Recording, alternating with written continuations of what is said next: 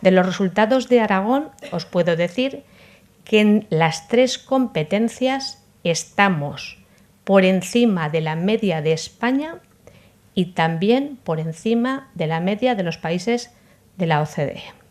Por lo tanto, pues estamos satisfechos de los resultados, que son unos resultados que podemos comparar pues, con comunidades, la competencia lectora con comunidades como Cataluña, como La Rioja, como Navarra. Podemos decir que en Aragón los resultados de PISA prácticamente coinciden con la evaluación de diagnóstico que ha hecho el Ministerio. Y en educación yo creo que lo que hay que tener claro es que los avances son lentos, que las políticas educativas que se dan en un determinado periodo, los resultados desde luego no se producen de inmediato, sino que son lentos.